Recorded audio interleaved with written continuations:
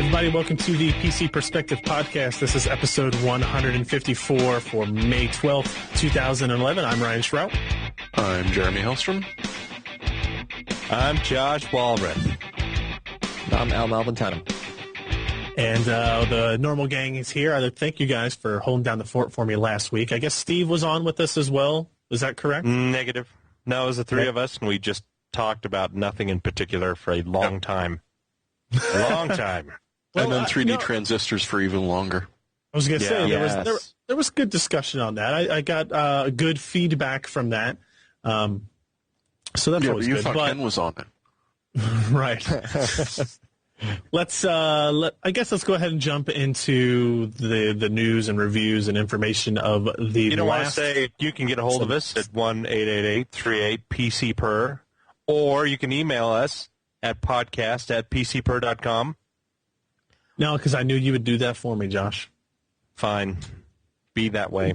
Well Josh, done, Well, you're sir. so Well done. passive-aggressive in how you handle the show. The announcements at the end of I that, only man. wish somebody else would just say those words. Oh. And it works. Wish is reality.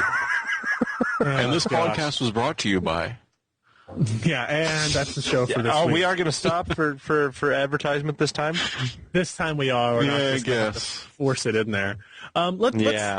Let's talk about kind of, I guess, the release of the week, probably that's kind of been building up for a long time, and that is the Intel Z68 chipset, the chipset that we have been basically talking about since, I don't know, just a few weeks after the release of I'm the Sandy really Bridge glad that you were processor. talking about the Z68, because for a minute there, when you were talking about the big release, we've been waiting a long time.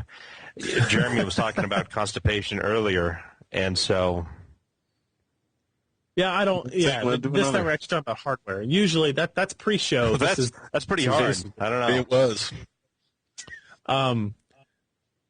Anyway, Yeah. Z68 chipset, exactly So what for those who are still we had been listening. talking about, exactly what we had kind of expected, combining the features of the P67 chipset and the features of the H67 chipset into one product that actually does everything that we initially wanted. And, the keys there are the P67 chipset that has existed and continues to exist today is the platform option that offers overclocking capability, core multiplier ratios, DDR3 memory ratios, power and current limits, those types of things, options that enthusiasts and gamers and overclockers are used to and want to see in their somewhat expensive enthusiast and mainstream class motherboards. And then the H67 platform and basically the H65 or whatever other chipsets there were as well, those were the ones that allowed you to take advantage of the integrated processor graphics on the Sandy Bridge architecture to utilize features like Intel QuickSync, Intel Insider, low power DVD and Blu-ray decoding, those types of things, being able to increase graphics core ratios, which obviously would have been useless on a P67 motherboard, none of which that had video output support, right? They didn't have DVI ports or VGA ports or HDMI ports or anything like that. Those were only on the H67 motherboards. So the Z68 combines both of these. Now you get the best of all of that in a single motherboard. You get your tuning capabilities. You get your what Intel's calling the built-in visuals of QuickSync video, HD graphics, in True 3D, those types of things. So now we're finally getting a motherboard, or we're going to get motherboards that have the capability to run a discrete graphics card and the integrated graphics card at the same time. And then we'll get into a little bit about switchable graphics in a bit as well. But the Z68 also offers a new feature that I thought was pretty cool that we'll talk to Alan about it here in just a little bit, called Intel Smart Response Technology. And this is really kind of interesting because what it does is it allows a user to combine almost any solid-state drive with basically any standard spindle-based hard drive to create your own custom hybrid storage solution where you get much of the speed of a solid state drive for your frequently used applications, your operating system, your boot time, that type of thing, but you get the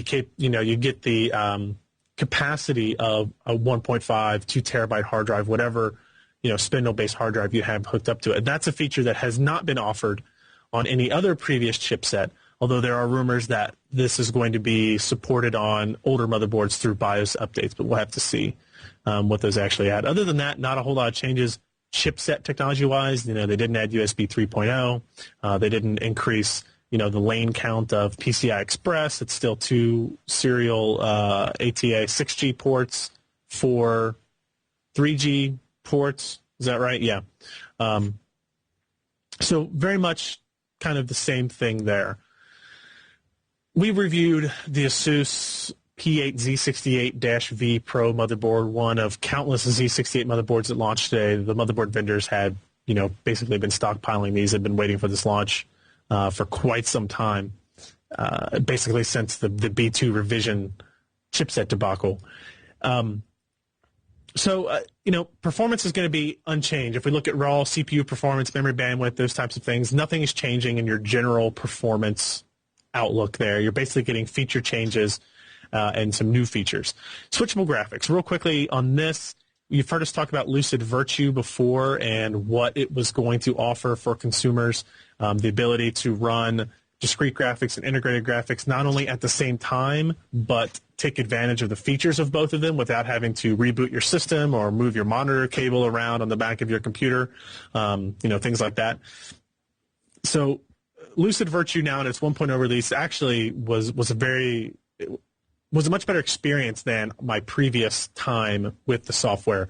It actually worked quite a bit better, had the ability to add applications, and more importantly, now you have the option to either connect the DVI port to the integrated graphics on the motherboard or to the discrete graphics in your system, and you get a little bit of trade-off back and forth because of that, which was something that wasn't available at all the previous iteration of it. You had to have your monitor connected to the integrated graphics. Now if you connect it to the integrated graphics, you get power savings of it being able to basically shut down the discrete GPU almost completely. You're separate about heat and power advantages, noise advantages maybe too. But you lose a little bit of your gaming performance in that regard. If you look at some of the gaming benchmarks from our Virtue testing on that page, you'll see that while definitely taking advantage of this, it's definitely taking advantage of the discrete GPU rather than the integrated graphics. It's a little bit of a drop, anywhere from like 10 to 15%. And Josh, I think you'll agree that's more than likely due to the fact that you have to copy the frame buffer from the discrete graphics memory to the integrated graphics memory, which basically resides in main system memory before it can be output to your monitor for gaming, and that's kind of what is slowing things down. Not tremendously. Yeah, that's 2 extra jumps. Plus, It's taking up bandwidth that's going from your PCI Express slot. Yep. Yeah. So that's one instance. That's what happens if you connect it to the integrated graphics on the motherboard. If you connect it to the discrete graphics, the frame buffer works the other way. You still get to utilize features like Intel QuickSync and that kind of stuff, but your gaming performance is basically identical to if you only had a discrete graphics card enabled. So, you lose some of the power benefits, you lose some of the heat and noise benefits maybe, but you don't lose any of your gaming performance, which is what I think most gamers and enthusiasts and those that listen to our show are going to probably be more interested in. Other than that, Virtue software pretty much remains the same. We tested it with games. We tested it with QuickSync technology again, and everything seemed to work pretty well. We're still expecting to hear from NVIDIA sometime soon about their Synergy, which is their software GPU virtualization, switchable graphics for the desktop option, although we don't really have any more details than that. Now, let's bring in Alan here to talk a little bit more about what the SRT Smart Response Technology, which is for some reason is an acronym that I'm having a lot of trouble sticking with me. What does it add in terms of performance, and do you consider this to be a valuable addition to a consumer's machine?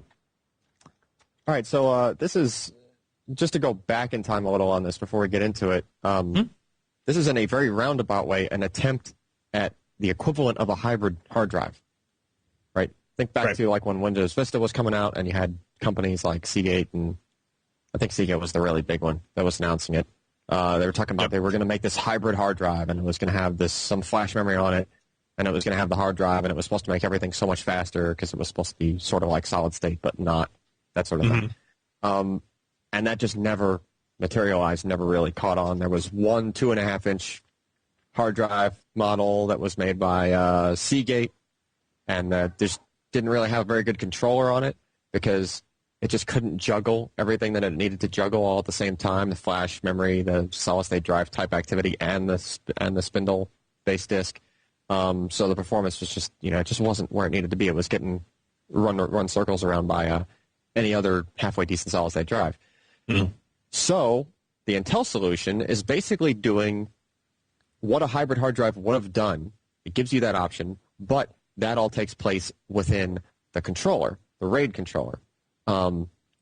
It's sort of a software solution. It's about as much of a software solution as any other RAID on an Intel chipset solution is, right? It does lean on the CPU for some things. So in this case, it's leaning on the driver and the CPU to some extent for handling like an index, for example. You have a SSD that's acting as a cache for a hard drive. Something has to keep track of like a master index. Okay, which sectors have been cached to the solid-state drive, right? And it actually has to do those lookups. But it's happening at the layer of the option ROM, the BIOS. It's system level, right? So this is happening even during boot process. It's at play. It's not something that you have to wait till you get into Windows for the driver to kick in for it to be in action, right? This is just once you turn it on. The trick is to configuring it and turning it on. That has to be done within the Rapid Storage Technology driver, just the typical Intel RST driver within Windows, and it has a nice GUI, and it even tries to sort of coax you into doing it. If it sees you have a hard drive and a solid-state drive installed, you pull that thing up, there's this big accelerate button right in the middle of the GUI, and it's just sort of like drawn to it. You're like, oh, accelerate, and then you hit it, and it says, and it gives you this blurb, hey, we can accelerate your hard drive by taking the solid-state drive and acting as a cache, and it is incredibly painless. It's just like it pulls up a prompt thing. It says, okay, what are you caching? What are you caching it with? And it's pretty much if you have one hard drive and one solid-state drive, there's nothing to even choose. It's just defaults and just hit OK. Right. It gives you one choice, I think, that you have to sort of think about is depending on how much of a power user you are, and that's how aggressive it's going to be on that caching. So most of the time, for what's called enhanced mode, which is the default, by the way, it'll act and to keep everything in sync. In other words, if you write something to the hard drive and it decides it wants to cache that data that you're writing, it will write it to both simultaneously. It won't lead one with the other, even though the solid-state drive might be quicker, right? It's not going to do that. It's going to wait until that I/O gets done on both fronts, the hard drive as well as the solid-state drive. And so that covers you in case your system crashes, your power goes out, something happens in the middle of what you're trying to do with your system. And say you were doing a lot of I/Os, you were launching something, you were saving some file to the disk, right? Right. So if you're in regular or enhanced mode, it's no different than as if you lost power with just a hard drive or just a solid-state drive. It would act the same way, right? There is a maximized mode that gives you a little bit more performance, and it does that by caching, like, in the background, it can cache, like, heavy writes. If you had a bunch of writes going on while there were a bunch of reads going on, it could take those reads and it could read that data, say, from the hard disk at the same time that it's writing the data to the solid-state drive. So now you have the two I/Os are going to two different channels, so the system's going to be really fast. You don't have a hard drive bouncing back and forth trying to write and read at the same time. That's the thrashing kind of sound you hear on a hard drive that makes your system crawl. So this can let it power through that, and then just as soon as that activity is over, it'll play catch-up. And it'll take that data, read it off of the solid-state drive, and go, oh, I was supposed to write this to the hard drive as well, and it'll carry it over. That's a little bit dangerous, though, because if you lose power or something happens, your system blue screens for some reason, something that would affect the system at the level where it couldn't do those I/Os anymore, now the data might be out of sync, and it has to try to figure it out after a reboot. All those kinds of extra headache, basically. That, as we saw in our testing, maximize mode gives you maybe like another 10% on top of what just enhanced mode was giving you. Right. But here's the real key here. You have hard drive, which is like, say, way down. Anybody that's looked at our IOs per second charts on any solid-state drive review sees that even a Velociraptor is sitting like at the horizontal axis of that graph. It's just like basically a line. So the hard drive is all the way down at that level, and it does pretty poorly relative to solid state, even in things like PCMark Vantage and just like how you see the system respond. Anybody that's used a solid state drive equipped system is usually like, wow, this thing has ESP and it just instantly does everything. And then they end up usually buying one once they've seen one. That's our usual argument. We pulled it off on Leo Laporte, actually, between Ryan and I, like about a year ago. It didn't take much to sell him on it, right? So you have this really high performance mark and really quick response of solid state versus really relatively very slow of a hard disk drive. With this cache in action, it gets you about just around about 3/4 of the way to about 90% of the way there. In other words, for most of the stuff we were doing on a testbed system, it was acting like it was the whole system was on the solid state drive.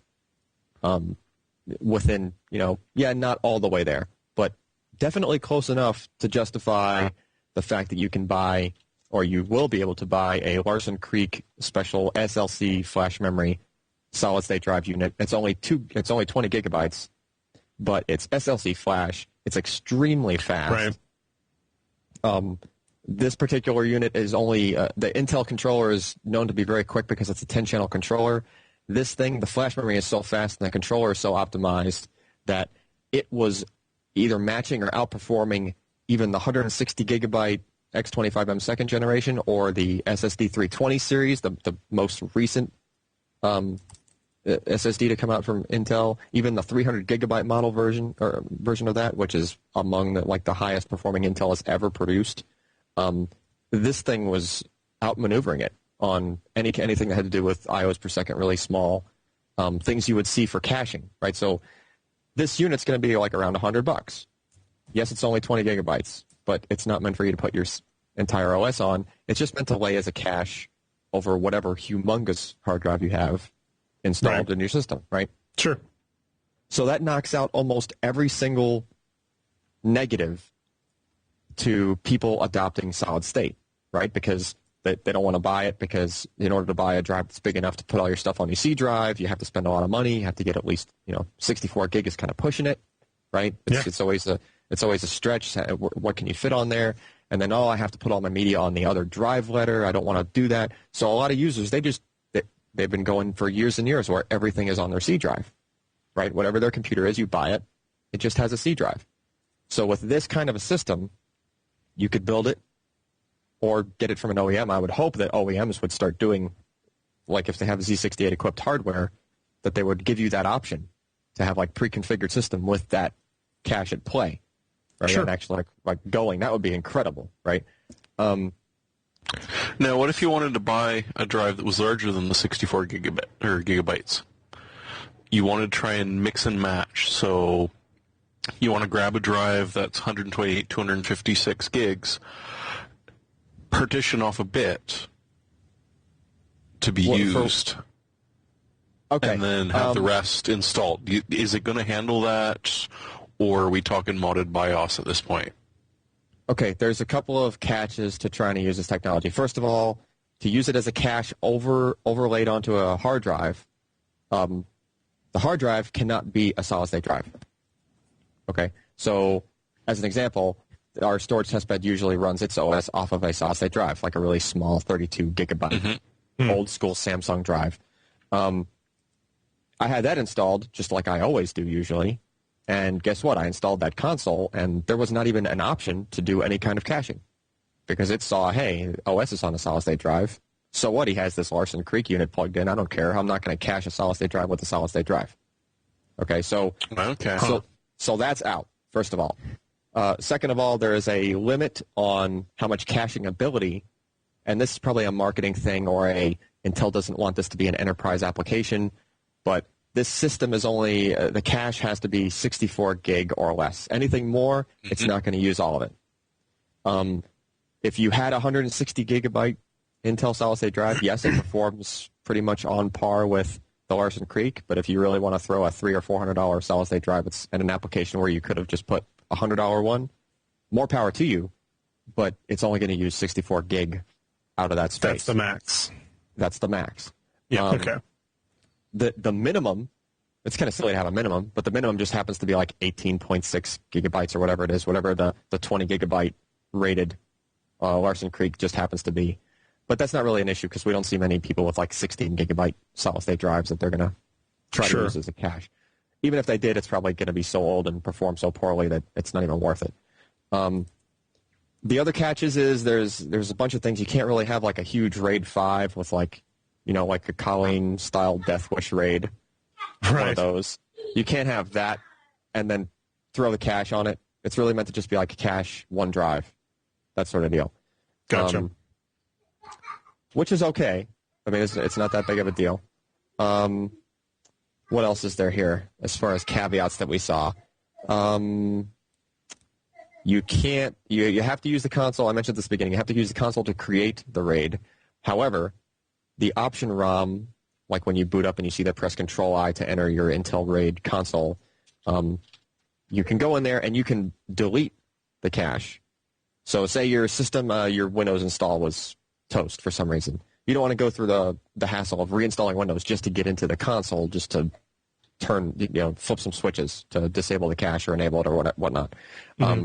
So at least they give you the choice of A, displaying the info for the cache, and B, you can like turn it off. And in the case of running in maximized mode, it'll even warn you and say, hey, this data is not in sync. So in other words, if your system crashed before it could sync everything, it'll give you the option, okay, do you want to force it to sync, and then you just tell it to. It'll sync the data back across. That way your actual hard drive has the correct data on it. That was supposed to happen, that was being buffered by the solid state drive. So you can sync it, and then once it's in sync, it'll tell you, and then you can disable the cache, that sort of thing. Right. Once you've done that, that puts you right back to where you were, which was one hard disk drive that had just your C drive. And then you could take that, say your motherboard failed for some reason, you could just take that, stick it in the other motherboard, start over. You'd be good to go. I guess that's the huge...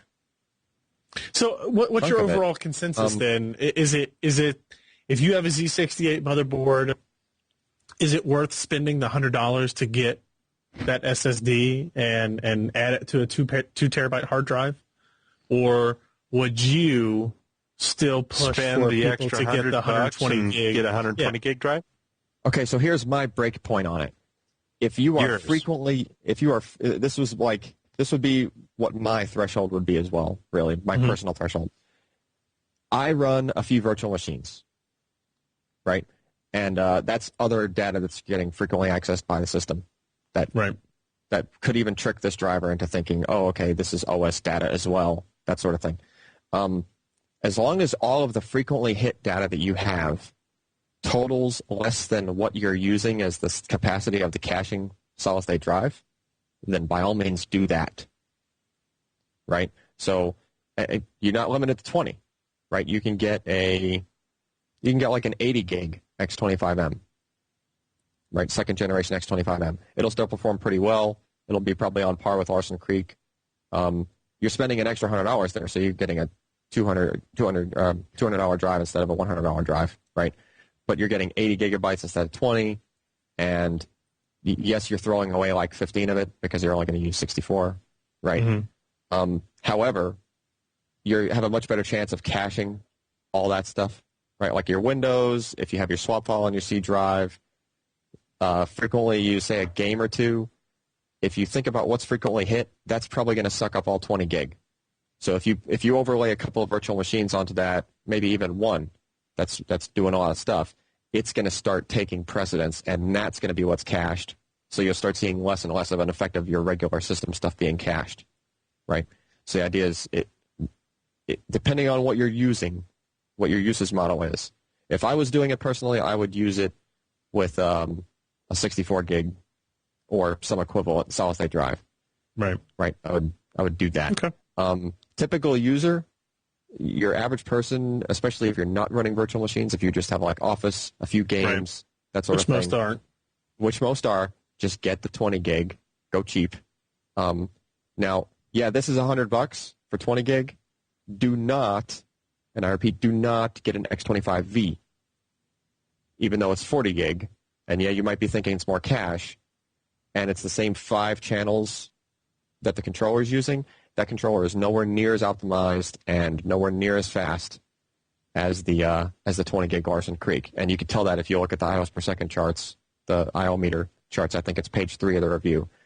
Okay. You'll see X25V rides like the bottom of the graph on almost all those performance-wise. It just was not, it's MLC flash.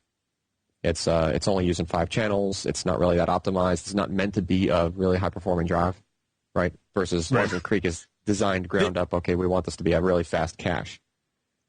I'm looking here at, because I know a lot of people are going to question, so the Z68 chipset's out. I'm looking at Newegg here. You can get Z68 motherboards today ranging from $119 up to $349, depending on what features you want, and if you want micro ATX versus full ATX and that kind of stuff.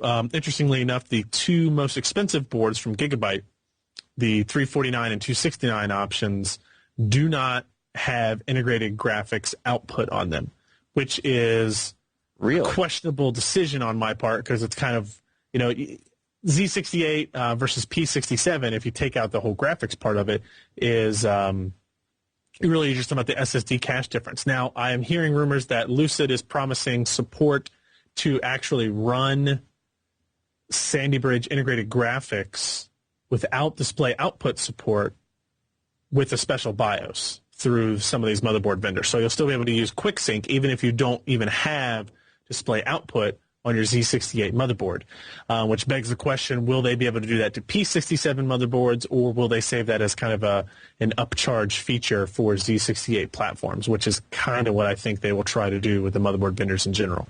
I'm not even sure if P67 has the lanes. Well, they don't have the lanes to get display output connections out of it. Right.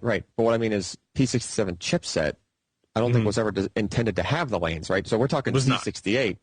Right. Z68 is intended to have it, and it's just a matter of whether the motherboard manufacturer connected the traces and actually that could be it. That could be it. But I don't know. I would hazard a guess that it's probably technically possible to enable the graphics. And because all it's doing, it doesn't need to output anything, right? We talked about Lucid Virtue being able to just connect to the discrete graphics card anyway, and not really pass anything around on video output connections other than internal data. So we'll see.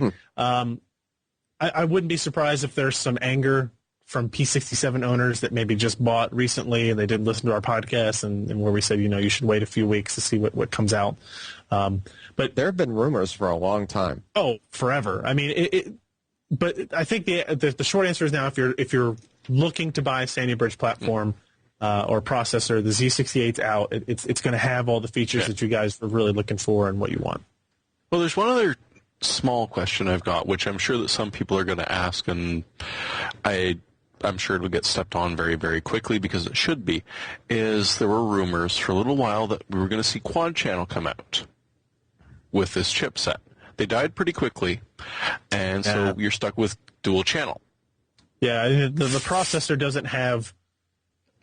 no, it's busy doing PCI Express business. Well, but the memory controller on the processor is the memory performance differences. I didn't have too much time to look at it today.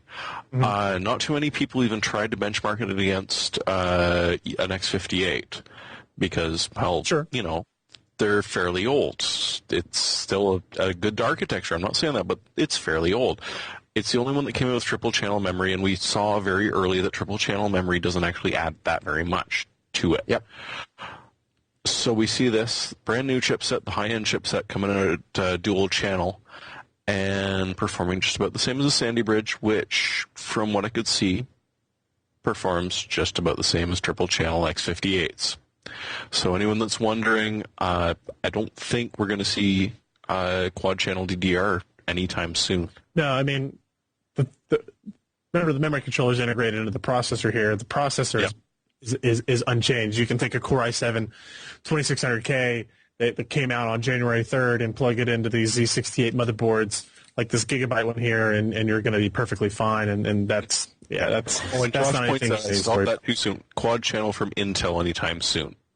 Right. AMD, on the other hand, is doing their thing, kind of. I hope. Let's go ahead and we'll take a quick break here to thank today's podcast sponsor before we blast through some news in the week.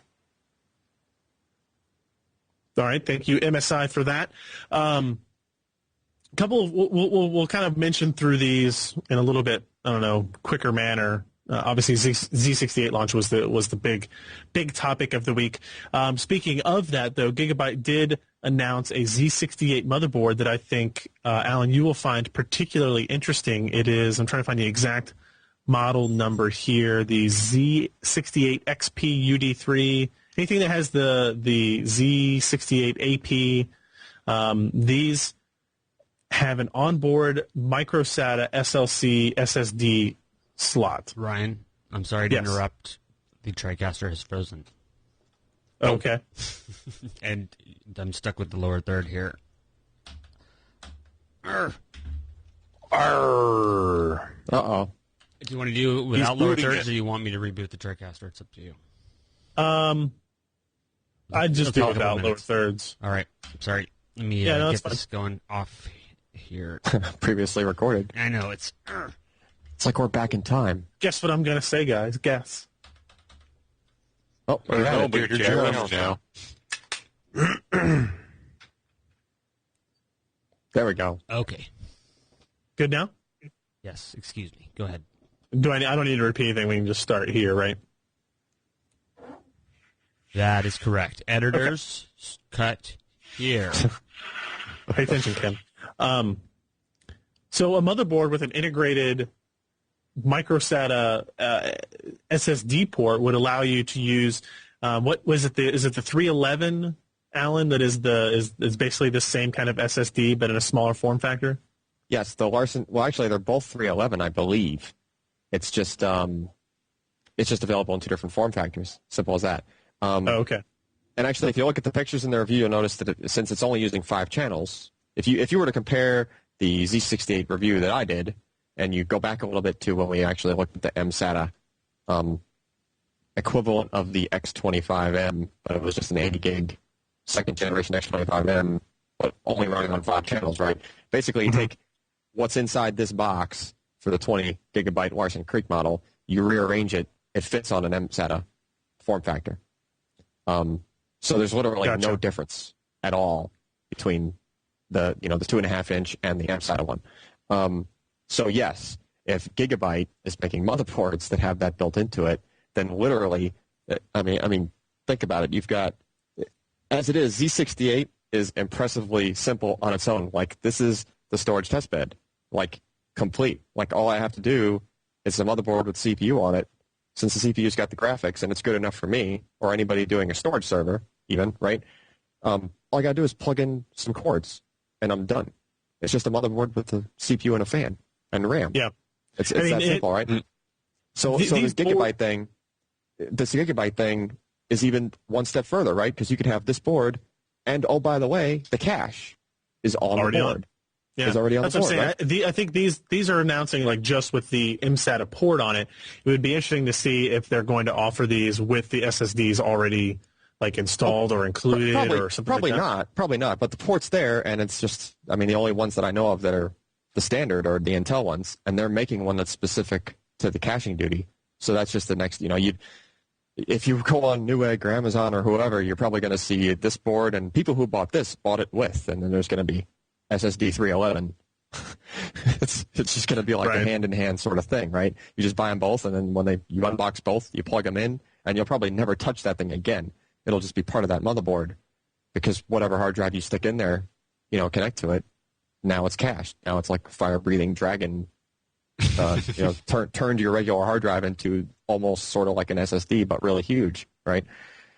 So yeah, I mean, this is there's not many things that I get all hyped up about and like, wow, this is definitely like a big step. This is probably a huge step in getting consumers to adopt solid state, even though it's not necessarily getting them to just put all their stuff on SSD. this is, if you can get 90% of the way there with a $100 item and a different kind of motherboard that people are probably going to buy anyway. Yep. Yeah, it's a no-brainer. Every manufacturer should consider that mSATA port option, because the mSATA form factor is not going to be.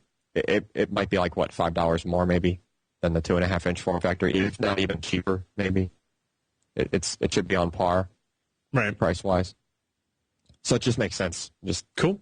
Do it that way. Do you think the lifetime on them would be affected at all by being dumped on as a cache by, totally unknowing user just using his motherboard? That's the other argument for going with the Larson Creek as compared with any other solid state, because this is SLC flash, right? Another point of comparison, which I put on, I think the last page of my piece was, if you wanted to get, so this is 20 gig, $100 SLC flash memory on a very, very fast controller. The only other way to do that, Intel-wise, is $400 for 32 gig for the original X25E. So think of the difference there, right? Yeah. It's like, okay, that's almost a no-brainer. You're getting SLC flash that used to be extremely expensive, and you're getting it for really, really dirt cheap. And SLC roughly has 10 times the endurance compared to MLC.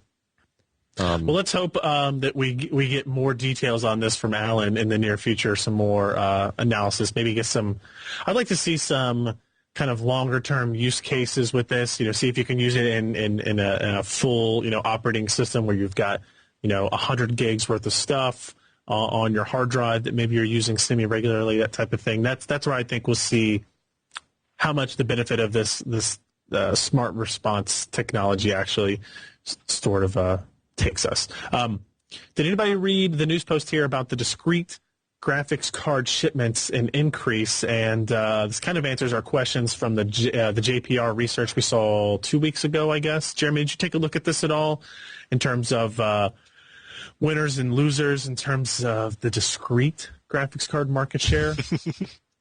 Well, I mean, it's a nice pie graph. You've got NVIDIA. Better than a cake graph?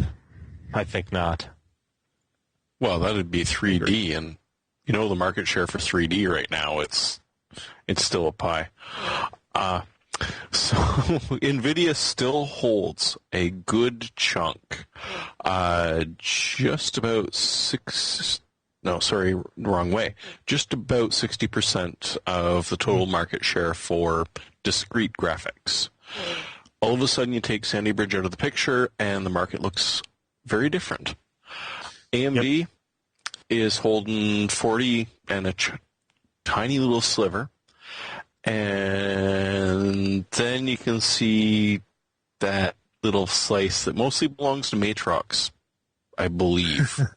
Yeah, probably. Poor and S3. guys. And S3. Yeah. Yeah, and S3, the only place they're still alive because they ain't putting anything on the motherboards anymore.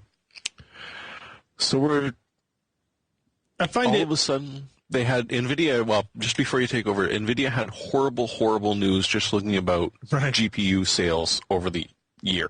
Compared to last year, it was shocking. It was just, oh my God, they're dead. It's like, no, because they have a specific slice of the market apart from, taking over the mobile market, which is a different topic. But for right now, hey, 60% of the market is not a bad share. No, it's not bad. And you're exactly right, because when we talked about the previous JPR, they were talking about GPU sales in general, which included Sandy Bridge and Fusion processors as GPU shipments as well. This looks at discrete only, and while it's still 60% NVIDIA, almost 40% AMD, a year ago it was almost 65% NVIDIA and less than 35% for AMD. So if we look at year-to-year change, AMD actually increased their market share by more than 16%, and NVIDIA went down more than 8% in market share year-to-year, Q1 2010 to Q1 2011. So obviously the success of the Radeon HD 5000 and 6000 series really is kind of key there, and the lag time that NVIDIA had with the release of their 500 series, I guess, is finally showing up here across the board. So, you have any other comments on this? Now, where does Tegra count? Tegra's not in this. So Tegra is an integrated chipset, right? So this is discrete sales. This is add-in cards only. Okay. Actually, this might include, does it say desktop specifically? This might include mobile as well. Discrete, whatever it is, non-integrated graphics. This is discrete GPU sales regardless.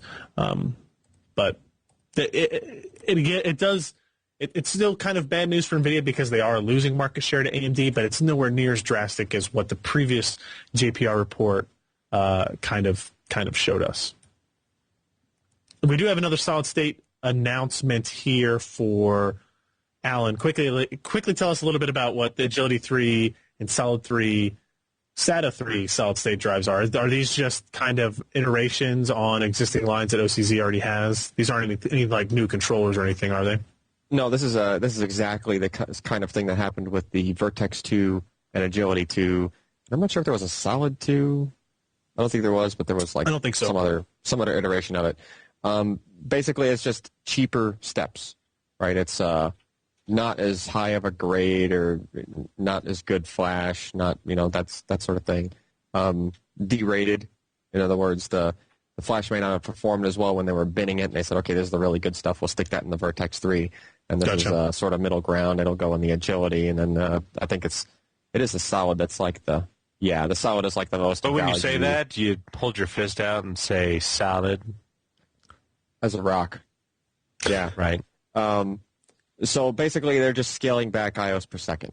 And it looks like the reads and writes throughput, sequential throughput, is roughly the same. I mean, give or take 50 megabytes a second. But when you're doing 500 to 525, it's 50 megabytes a second is just dropping the bucket.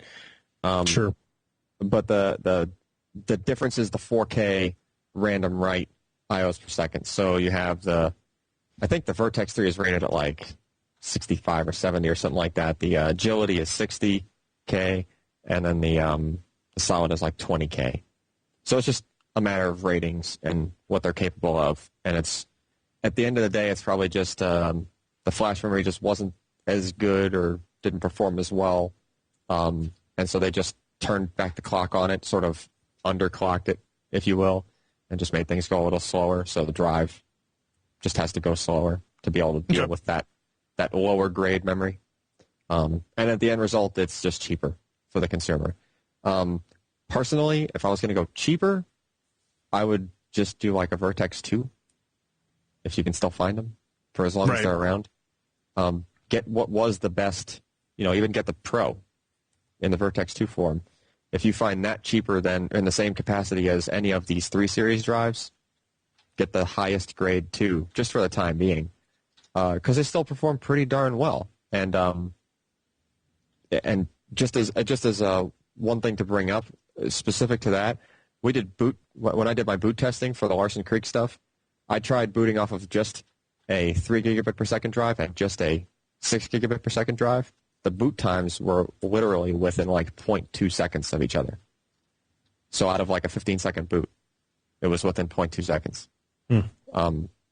So where's your double the bandwidth really doing for you when it has to do with IOs per second, which both series drives are doing roughly the same anyway. Cool. Josh, you want to tell us a little bit about some of the rumors and shenanigans going on about Intel maybe using Power VR graphics technology in future Atom platforms? Is this going to be on a chipset thing? Is this an integrated onto the CPU thing? What are you hearing about this? Well, likely it's going to be integrated on the CPU. As you may or may not well know, this latest, newest generation of Atoms have the integrated GPU. Takes up like half the die space. It's kind of a monster when it comes to power consumption for the entire thing, and it's not that great. You've tested it. You probably didn't enjoy it that much.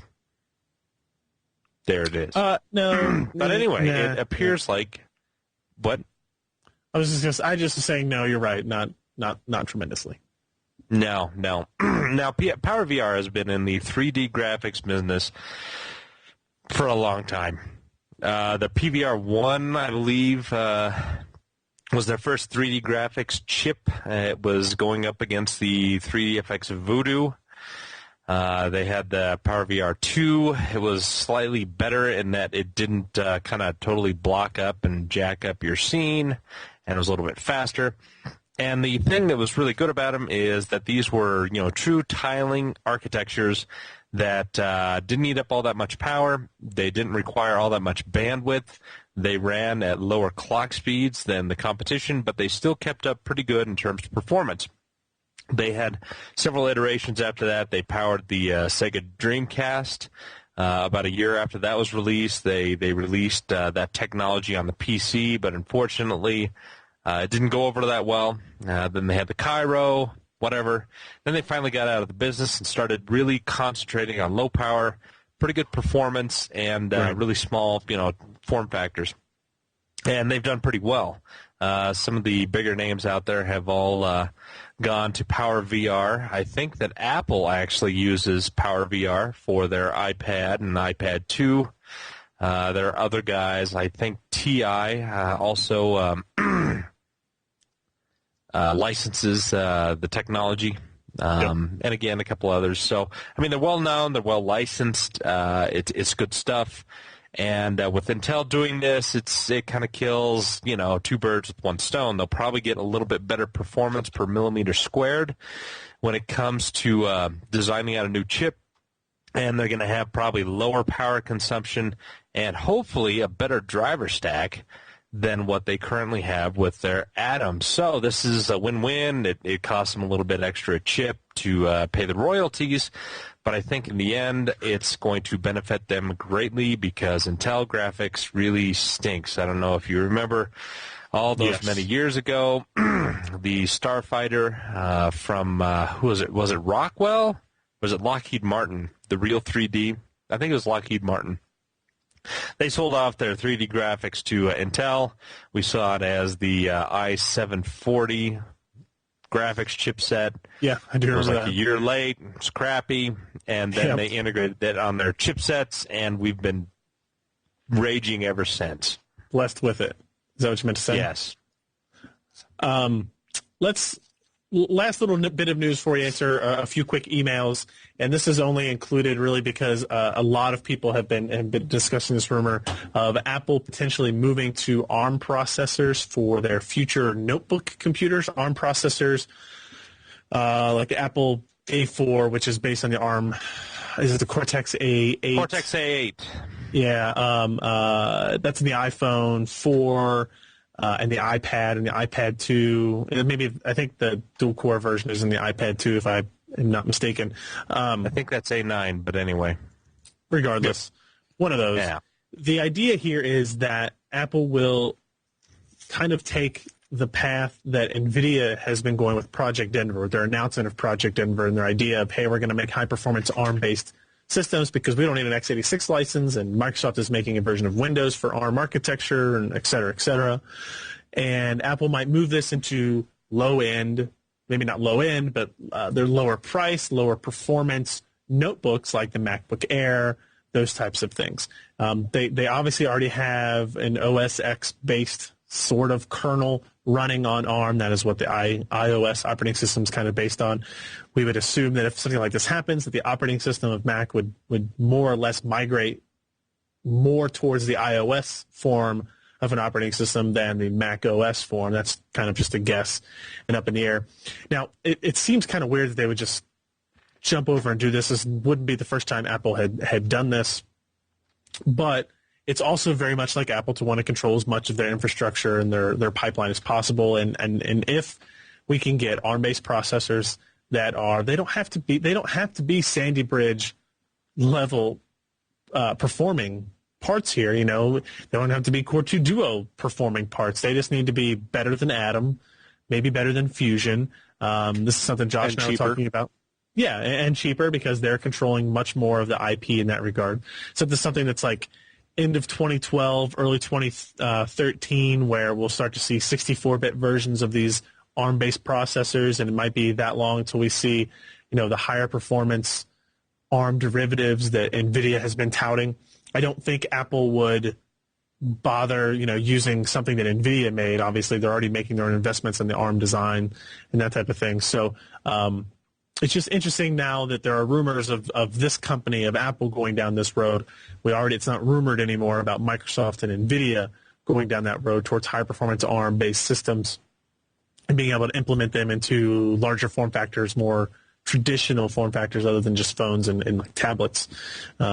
It's interesting to see. This is obviously a rumor that will probably float around for many, many years to come. Anyone off the top of the head know how much ARM is worth?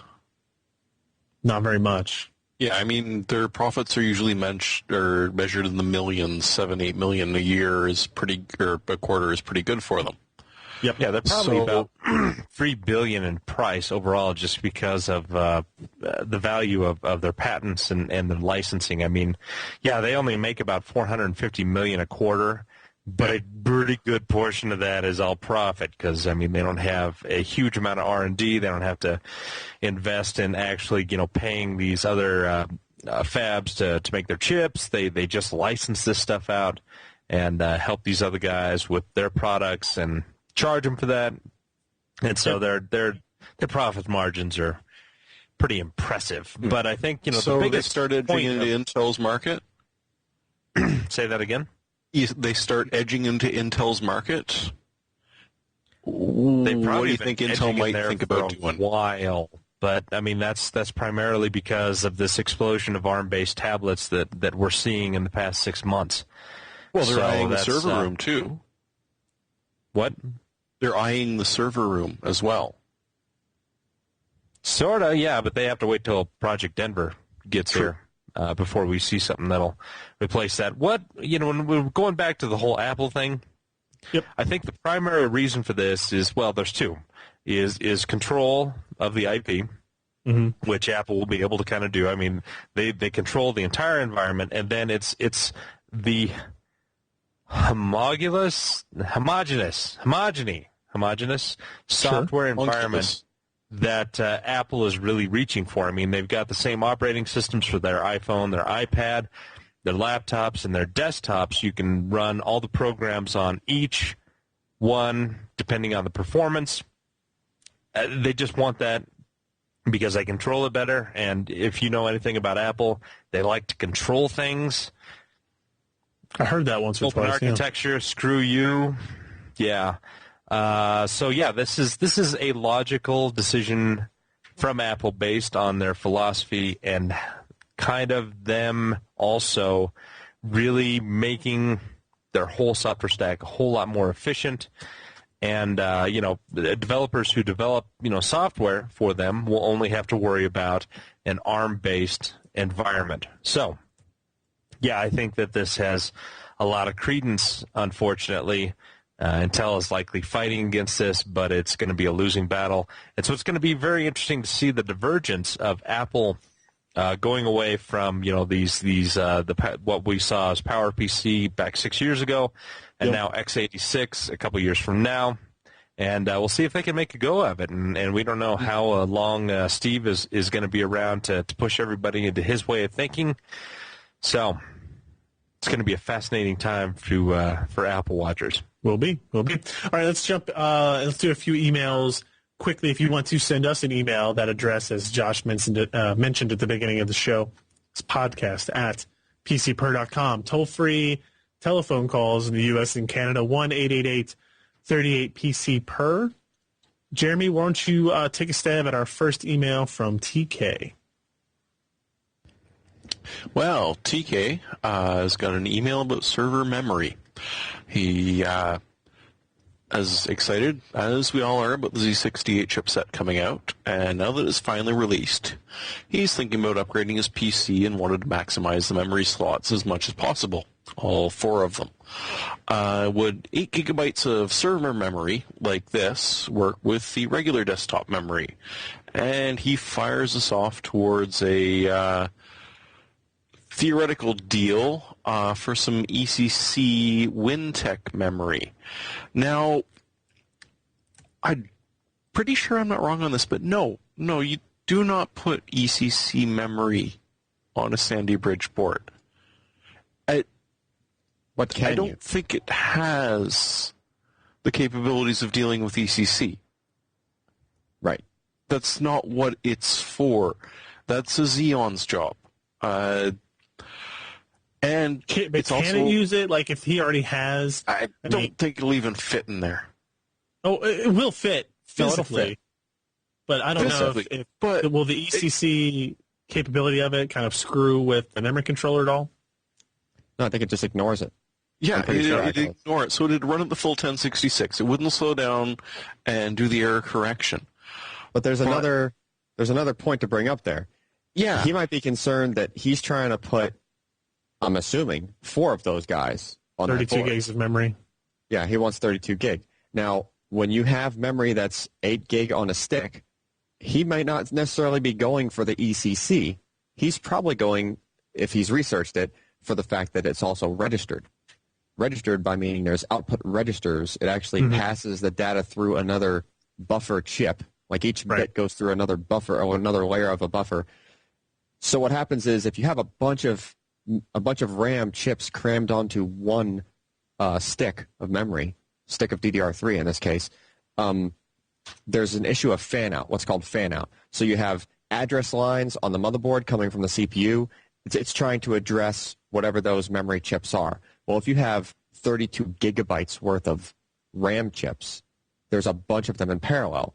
So the issue you run into is this data, these bits are trying to fan out to too many different ways at the same time, and it leads to instability kind of issues with the motherboard, right? So you might get away with just a pair of these, but once you try to throw another pair of them in there, now you've got too much stuff, things start getting loaded down and whatnot, which either A, you'll have to underclock it, or B, it just to be flat out unstable, right? So if he's going for the fact that they are registered, it might actually be the way to go. And it also might actually be the only way to make it work, period. Not just at the rated speed, but to have, 4 to make sticks it of that work, on there. period. Right. But that's one of those things, don't ask us, I hate to say, because for a specific motherboard, the only way that we're going to get the answers, we're going to look at the manual from that motherboard where they put this is the list of compatible memory. Right. That's the closest you're going to get other than just a blind purchase Trial. Purchase $700 worth of memory off of Newegg and cross your fingers and pray that you're not going to have to pay a restocking fee when you go to return it. Just throwing that out there, because that's a lot of money to throw at RAM, and a restocking fee is going to end up turning into like $100 out of pocket, if not more, if it doesn't work. Yeah. Yeah, I But mean, you the want Asus 16 P8 DIMM slots say before again? you start Yeah. playing with it. Once you've got 8 or 16 DIMM slots on a motherboard, then start looking at the registered RAM. Before that, no. Just no. Yeah, it does. Well, the true, P8, the Asus P8 Z68 series, they all say 4 DIMMs, max 32 gigs. Yeah, so check for qualification. You'll see like qualified memory modules on Asus's website when you look at that type of stuff. When you look at the specific motherboard you're buying from Asus, Gigabyte, MSI, ECS, anybody at that point, And they'll all something- have that Something info. I've done just on Newegg specifically, if I'm worried about a motherboard and RAM combination, I'll go through all the comments for the RAM or all the comments for the motherboard or both and try to find someone that posts saying they used the other thing on that thing, right? Because people do that on those comments a lot. They'll say, I bought this and I bought this RAM and everything works beautiful. Now you have your answer. Indeed. Alan, how about an email from Ralph that has a little bit more, wants a little more detail on the SRT and SSD sizes? We may have already answered this, but let's see. Sort of. Okay, so hello, Ryan and crew. I have a question about the Intel Z68 chipset and Intel Smart Response technology. I know the target application is use of relatively small solid-state drives in conjunction with larger traditional spinning hard drive. However, I already have a 120 gig Vertex 2. What will be the pros and cons of enabling SRT on my new Z68 motherboard? And then benchmarks he's seen suggested degradation over straight solid-state drive performance, but data is for systems with smallish solid-state drives. Should I maintain my current setup using a solid-state drive for a boot or application drive with a large spinning hard drive for storage on the new board? So here's your catch, Ralph. If you are a pretty heavy power user, like I think you are, if you're going to use a cache, you don't want to use just 20 gig. Obviously, you probably want to use more. Realize that this chipset is going to limit you to 64 out of that 120 if you decide to use that solid-state drive as the cache. Where I would go with that, since you already have a beefy, pretty nice solid-state drive, I wouldn't take even the 10% performance hit that you might see with linking those two together. I tend to, if you already have the stuff and you can keep your C drive different from another drive and you already are in that mindset where you have your big stuff on a different drive anyway, don't waste half of a Vertex 2 on that, and realize you would be linking your two drives together. So what happens, you lost the added reliability of the fact that you had all your OS type of stuff on a solid-state drive and, all your media on a spinning disk. Well, if you link them together with the smart caching and everything, if your hard drive fails, it's all gone. Right? Sure. The stuff that's in the cache is too fragmented for you to ever make heads or tails of. So don't think you're going to pick through there and go, oh, there's my Word document. After the hard drive goes away. So, yeah, if you've already got that hardware, yes, it's a nice feature sitting there staring you in the face on a Z68, and it's that console's probably going to taunt you and say, hey, you could be caching with your solid-state drive. But I would resist the urge with that hardware in particular. Okay. One more email, Josh, comes from Jesse asking about hyper-threading performance and whether or not it's useful for his case. Me. Excuse me. It's been snowing out here. I'm unhappy about that. Understandable. It's affecting my voice. I've got to loosen things up. I haven't been talking much lately. I'm not used to that. Neither are we. Terrible. Yeah. Your ears must not be bleeding this time. Anyhow, email from Jesse about hyperthreading. In anticipation of the Z68 release, I'm trying to decide between the i5 2500K and the i7 2600K. As you know, other than the slight bump in L3 cache and clock speed, the prime differentiator between these two chips is that the i7 has hyperthreading, whereas the i5 does not. While I understand that hyperthreading is and have looked at a ton of benchmarks, seeing as it then has to share resources on the same core, I don't understand how hyperthreading really can add that much value unless for some reason a single thread on a core cannot utilize all the resources. Excuse me. And wouldn't that be indicative of unrefined coding more than anything? I'd assume AMD agrees with me looking at the design they chose for Bulldozer. Can you explain why hyperthreading is valuable despite having to share resources of a single core? I do plan on doing a fair amount of video encoding, but seeing as I may be able to use QuickSync for parts of it, I may just get the i5 and save that extra $100 for an upgrade to the new Ivy Bridge i5 when it releases. Assuming it will work on Z68, probably won't. Feel free to comment on that possibility too. Already did. Okay, when we're talking CPU design, hyperthreading now actually does make a nice little difference. Mm-hmm. When you kind of look at, from a high level, how workflow goes through a modern CPU, there's a lot of wasted cycles in there.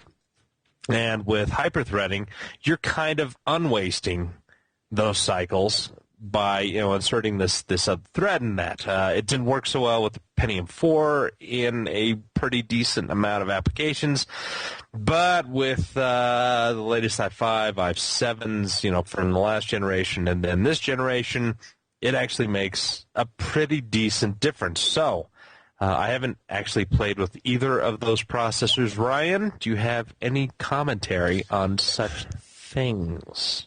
He mentions video encoding, and I also realized that he mentioned QuickSync. If you're going to use QuickSync, you're right. The performance you get between the 2500K and 2600K isn't going to matter at all. If you're going to use Handbrake and that kind of stuff, hyperthreading makes a really big difference. And, we're not going to go into all the details about why hyperthreading works go read the initial Nehalem launch article that I wrote. There's a whole big section about hyperthreading there because it was reintroduced in that architecture, and they went in with Microsoft and how the operating system controlled threads and all this kind of stuff. And it is very useful for highly threaded applications. If you're doing a lot of single-threaded applications, maybe not, but if you're doing things like video transcoding, video encoding, video editing, those types of things, it can make a significant difference. I wouldn't bother saving that $100 for Ivy Bridge if you're planning on keeping your Z68 motherboard, because nope, I'm almost sure that will not be an option for you down the road. Maybe it will be, but I'm going to say nope, much like Josh did.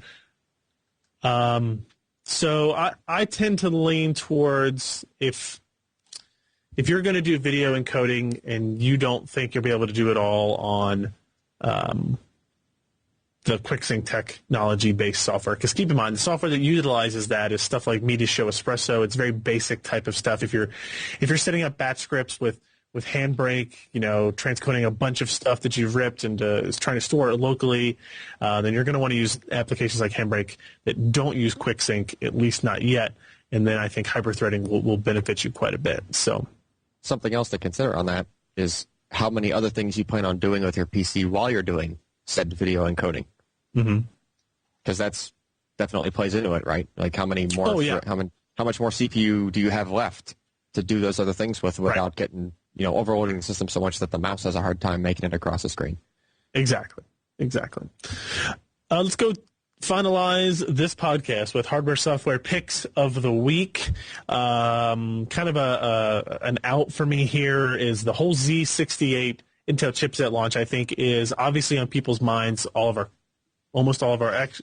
questions and emails that we had in here, including a couple that we had to pass over for time. We'll kind of focus on Z68 questions about that now that those are finally out. The ASUS P8 Z68V Pro motherboard is a great option in the mid-range cost there. We didn't talk about overclocking and that kind of stuff when we mentioned the Z68 chipset launch at the beginning of this show. I was able to get 4.84 gigahertz out of a Core i7 2600K processor that usually maxes out at 3.8 with turbo mode or turbo boost technology. So really, really good overclocking potential for basically not a lot of time. ASUS has improved their automatic overclocking option as well. You know how MSI has the what do they call it? The push button, the OC Genie 2. There you go. Yeah, they got the OC Genie. So ASUS doesn't have a button, but they have a software switch in the BIOS that you enable it. It reboots. I got like 4.5 gigahertz almost out of that. So the board itself has a lot to offer with that. We are amassing Z68 motherboards currently, including some from Gigabyte and MSI and ECS and others. So we'll have a large assortment to kind of look through and pick our favorites. But I'm going to say now is the time to look at that Sandy Bridge upgrade and see what options you want on your next system. Jeremy, you are next. I usually am. Yes, well, we go in the same order. I really did want to go with the Super Soaker that now comes with cartridges, but I heard Colleen's voice in my head telling me that's not hardware, even though it's really cool. Then, the Zeus virus, which has been eating everything for a while now. Its source code is widely available, but I thought that might be naughty. So I thought I'd go with something nice and innocent, which is the $25 USB computer, which has, pretty much done what the huge one netbook for every poor child program did. $25, you get this little USB stick. Well, it's not little, it's slightly oversized, but it's running an ARM11 at 700 megahertz with 128 megs of RAM in there, and I still have not seen the GPU specified, but it handles OpenGL. It's not going to do anything utterly incredible, but it'll run YouTube. And for frankly, how much are people looking for when they're paying $25 for USB stick running Ubuntu that just plug works. Pretty nice. Yeah. And Josh? you've got... Oh. Sorry, I was just going to say you can actually attach peripherals to it. So you can get a keyboard and a mouse on it. You're not trying to wiggle the USB stick in there, just in case anyone was wondering. Nice. Because I like to wiggle the USB stick. We've all done it. That's how I keep my left hand. So, anyway, my pick. You know, we're going along with the USB thing. Corsair finally released their USB 3.0 flash sticks. They're nicely priced. They have decent performance, and they've got that nice rubberized, textured out thing that you can drop it from the Burj Dubai and recover the base of it without any problem whatsoever. I'll keep that in mind. High speed, low drag. Nice. Cool. And last but certainly not least is our good buddy Alan. All right, I was going to tag along with Ryan, but I decided to change up at the last minute. Something I picked up recently, I spent like a week looking at wireless N routers. I don't believe that for a second. I've been just like sitting around with the G series stuff forever, and then I realized that I was tired of a cord going across my living room to the home theater PC because it wasn't enough bandwidth to stream like Blu-rays and stuff like that. Right. So I was like, okay, need something faster. Well, it turns out that all the new stuff, they keep throwing all these bells, whistles, extra features. You can plug a NAS into your Wi-Fi router, everything. I just wanted a wireless N router, like a decent one, right, without all the extra silliness. You don't get that, sir. Well, and there was one specific feature I was looking for in the router, and that's I wanted the simultaneous dual band. So some of the routers you have to, if you're looking for wireless N, you have to be careful because some of them be like, okay, G is on 2.4, N is on 5, or on 2.4, and you don't necessarily, you might not get, it might be like a one or the other thing, right? Some of the better models will do simultaneous, so it'll work just like a wireless G router, as if you just had another wireless N router sitting alongside it, all on the same network, which is what you want. You don't want to be forced to do one or the other because then to use the N, you're sort of stuck in, no man's land. You'd have to upgrade everything in your house to N, which is pretty crappy considering like most mobile phones, that sort of thing, they're not using N yet.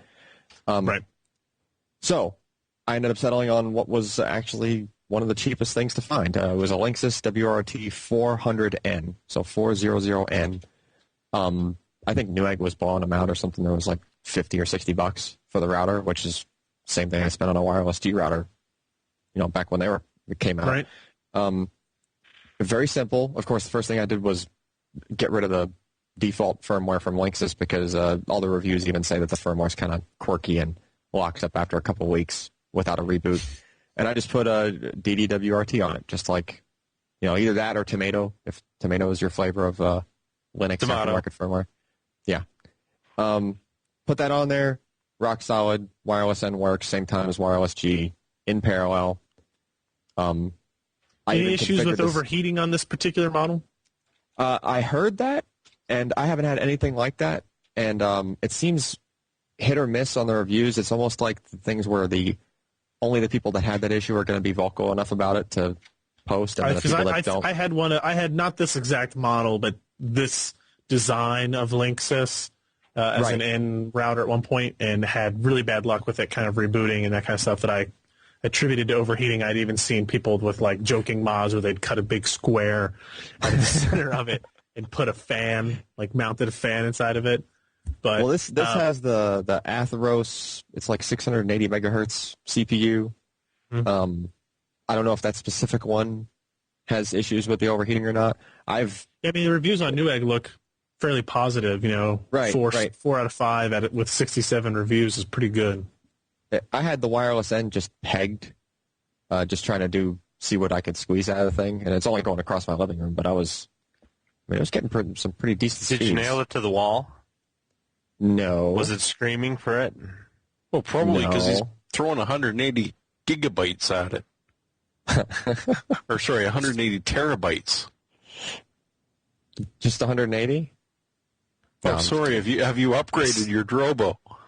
No. My home array is only like 16 terabytes. Only 16 terabytes. Boring. Sorry. All right.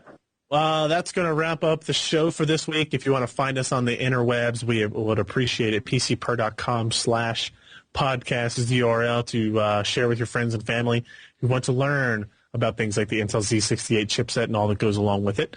You can follow me on Twitter, twitter.com/Ryan Shrout, or the website, twitter.com/PCPer. Again, we encourage you to send in your emails and voicemails, podcast@PCPer.com, 1-888-38-PCPer, toll-free U.S. and Canada. We will speak to you next week. For now, I'm Ryan Shrout. I'm Jeremy Hellstrom. I'm Josh Walrath. And I'm Al Malventano. Thanks for listening.